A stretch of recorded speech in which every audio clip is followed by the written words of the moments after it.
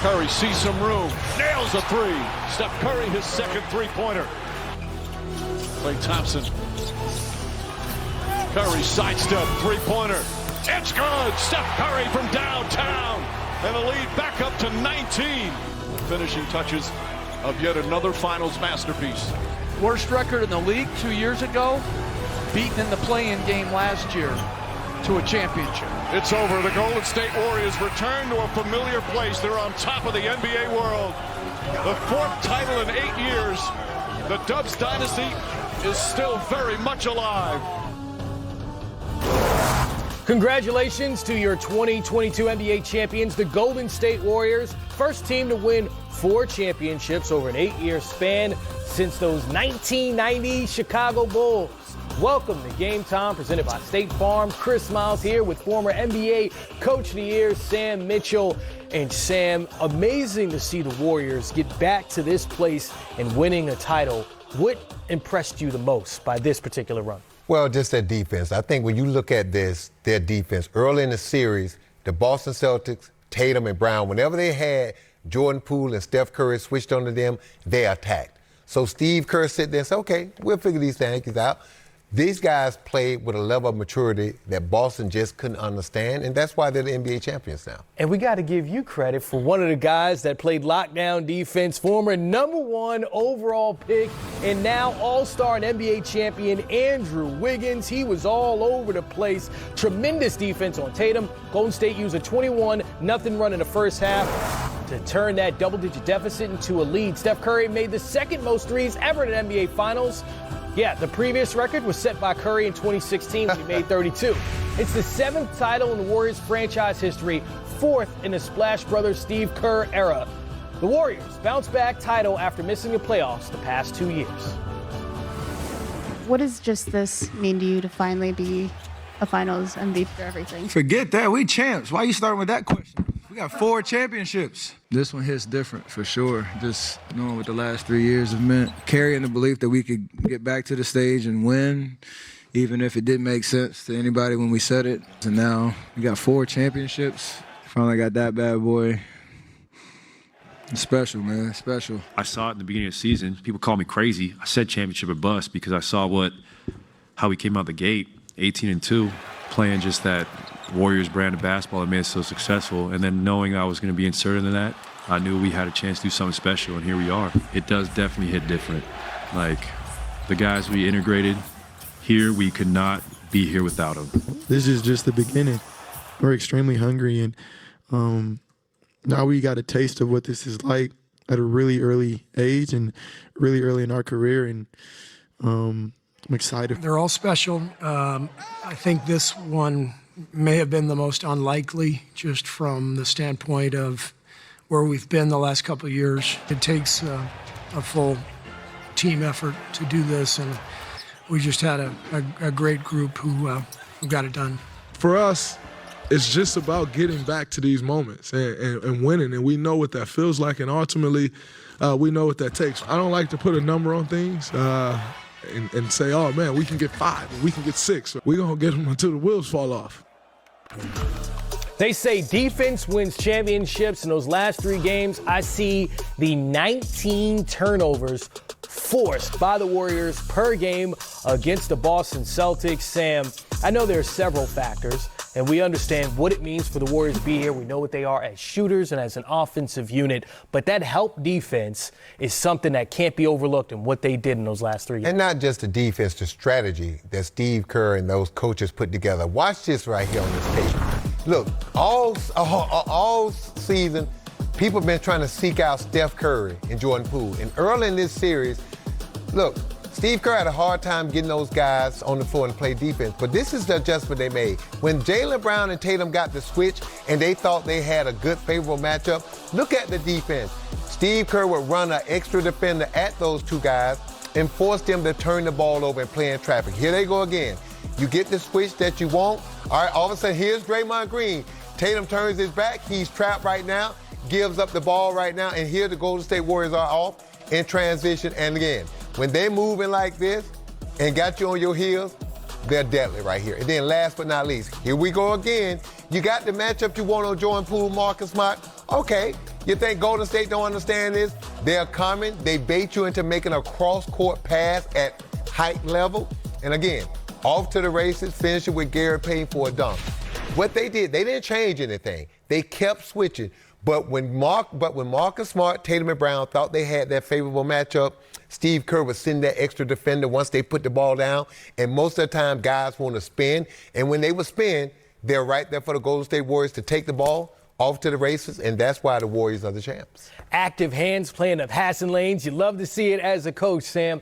What we also noticed, we always hear the others, right? In the first game in this series, it was Derek White, Marcus Smart, Al Horford. That turned into Gary Payton II, Andrew Wiggins, Jordan Poole. Notice bench guys for the Warriors really made the difference. Yeah, and as the series went on, you could see with the Boston Celtics coach Ime Udoka lost confidence in his bench. And as the series went on, Steve Kerr gained confidence. Look at what Gary Payton did. He had 15 points in Game 5 off the bench. That was phenomenal for a guy that doesn't score. And then Jordan Poole, who struggled the first 2 games to get on the floor defensively. Steve Kerr figured out how to get him out there. And once Jordan Poole got his minutes and got his confidence, he started scoring and knocking down shots. And then last but not least, you look at Otto Porter, a guy like Otto Porter who was used sparingly. But in the games, he shot a heck of a percentage from the 3. And every time they needed a big shot and he was on the floor, they were able to knock it down. And last but not least, the maturity. The Boston Celtics got anxious. They started trying to get back in the game when they fall down by jacking up threes. What did Golden State Warriors do? They kept running their offense because they understand in the finals, it's gonna be ugly basketball, and the only result you're worried about is if you win or not.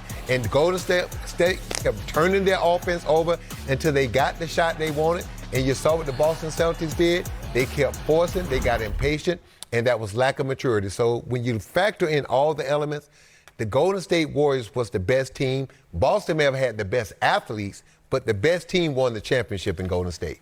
You know, I'm looking at my hands and trying to figure out if you try to put a ring on each one of these fingers. This is Steve Kerr well, now. You need to put that wedding ring on, and your wife will hit you upside your head if you keep running around here without that wedding ring on. Steve Kerr on the brink of running out of fingers to try and count his titles. He's got 9 now, Sam, as a player and a coach. You're going to have 9 knots on your head. Steve Kerr is now 6th all-time in NBA titles as a head coach, 1 away from the NBA's all-time leader in overall wins in Greg Popovich, who has 5 rings. Still a long way to go in pursuit of Phil Jackson's 11 titles. Here's our Jared Greenberg with 4-time champion as a head coach, Steve Kerr. The Golden State Warriors return to a familiar place. They're on top of the NBA world. The 4th title in 8 years.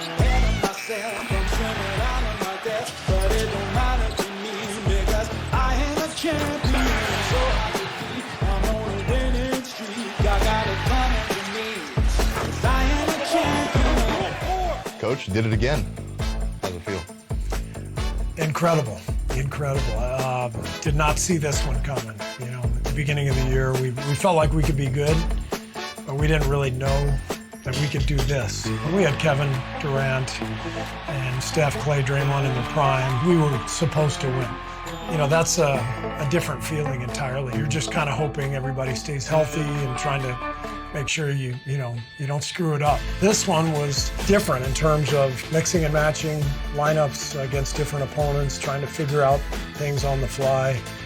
But ultimately, what this one was about is our core group of guys who are champions. Over the last couple of years, developing this younger group and the front office infusing our roster with talent, from Andrew Wiggins to Jordan Poole to Gary Payton. This team was really rebuilt the last couple of years, but our core group knew how to get it done, and they got it done. Warriors defense has become very good. He set off the smoke detector. It is raining 3-pointers. Chases alive. Goes by drops the sledgehammer. The Dubs dynasty is still very much alive. With the injuries to Steph, that was a scare. Yeah. Getting Clay back, Draymond having an injury, Steph having another injury. Is it sweeter? Is it different than the other championships? It's different. It's different. It's incredibly gratifying, but they all are, you know.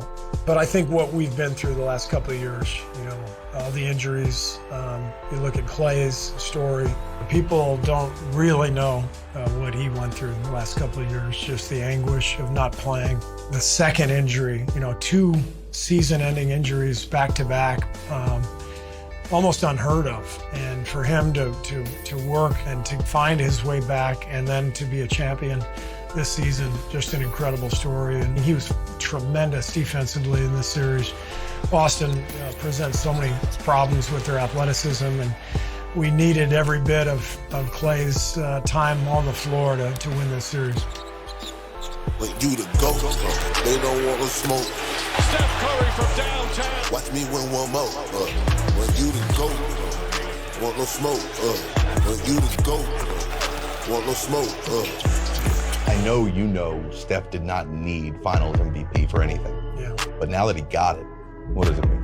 I think this is the crowning achievement of Steph's career, and that's saying something. I mean, he's had an incredible run.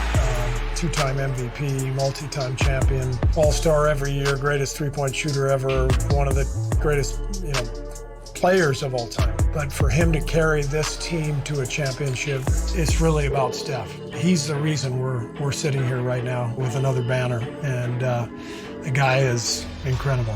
You excited to have the bullseye back on your back again, moving forward? I don't care about the bullseye. I'm excited for summer. I'm excited to have a championship, and I'm excited to get some sleep.